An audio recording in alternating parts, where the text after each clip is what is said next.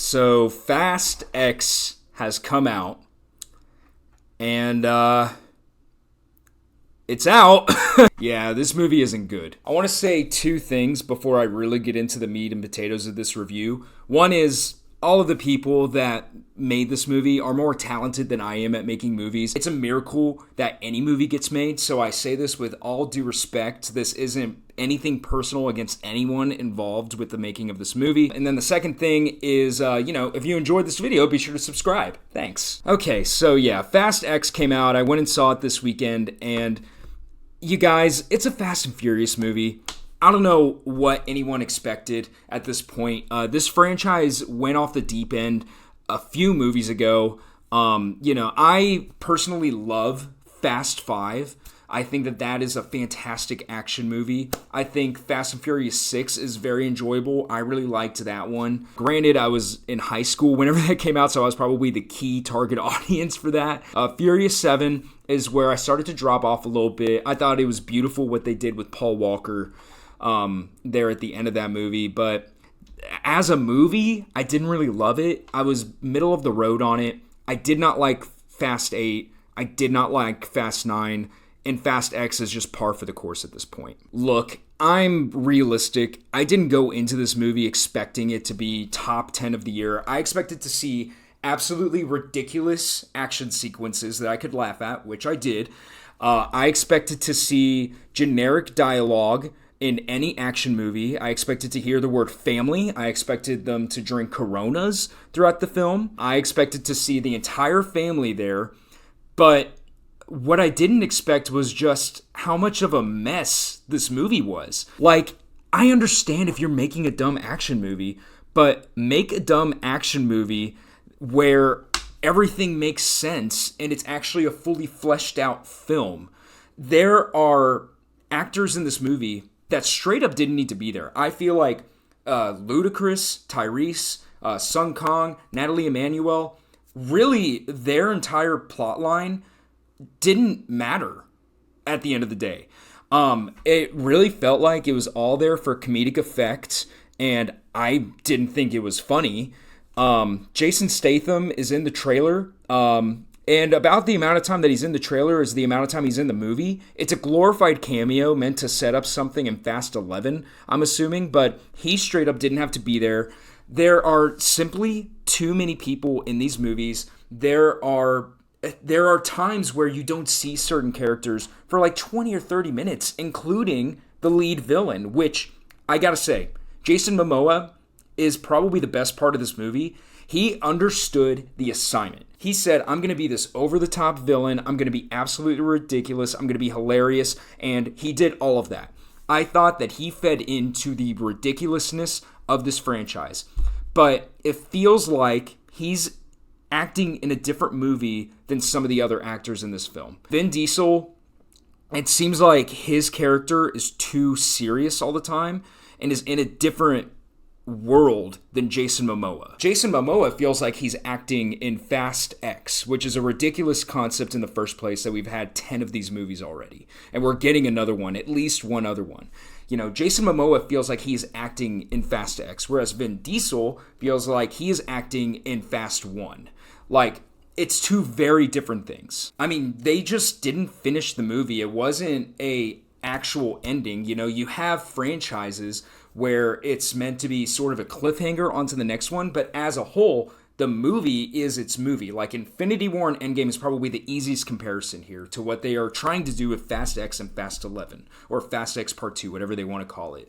But Infinity War, at the end of the day, you can sit there and say, that is one movie and Endgame is another one. Infinity War does not feel incomplete. It ends after Thanos snaps his fingers. Whereas Fast X, I'm not going to spoil what happens in the end, but it's left inconclusive, to say the least.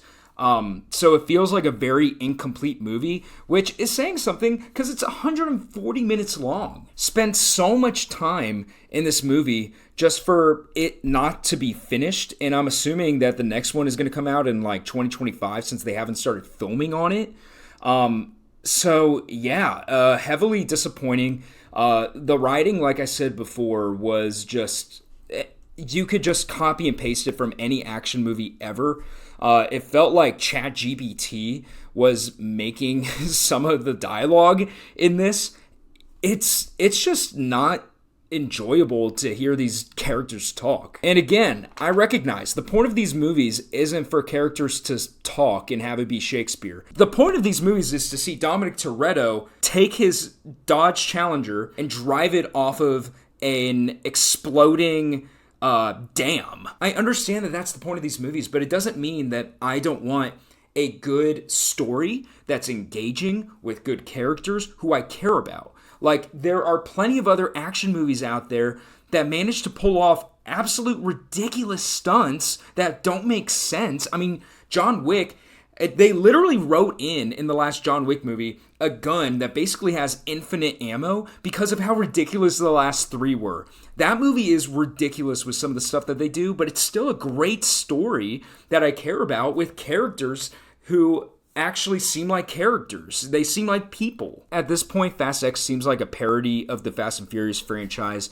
We're going to see if they end up going through with Fast 11. I don't know if it's greenlit or not. I know that that's the plan from Vin Diesel.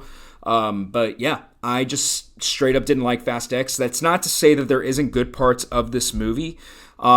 Actually, some of the bright spots are with the new characters, honestly. I really liked, I'm going to butcher her name, Daniela Melchior? Is that how you say her name? Let me look at it really quick. Yeah, Daniela Melchior. I really liked her. I liked her character. She's a great performer. I've really enjoyed what she's done over the last few years, but her character kind of served as a reminder of like what Fast 5 was, in that it kind of brought the movie back down to earth anytime that she was on screen.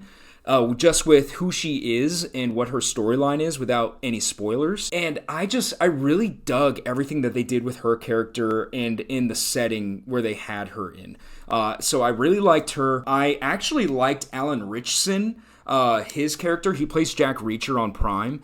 I really liked his character as kind of the new leader of the agency, which, oh my god, I laughed anytime they said the agency in the movie. It's ridiculous. You couldn't come up with any name, but anyway.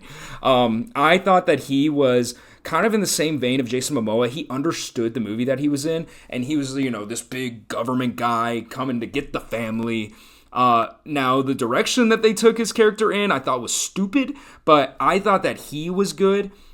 Brie Larson, I'm conflicted because I think that she could have been a really cool character, but it's like they told her not to act, which is interesting because Brie Larson is a fantastic actress. Regardless of how you feel about her in Captain Marvel, she's a fantastic actress. She has an Academy Award, but it's like they just got her in front of the camera and said, have no infliction on your face and just say the lines. So I think that she could have been a good character, but she was just poorly executed. They massively improved John Cena's character.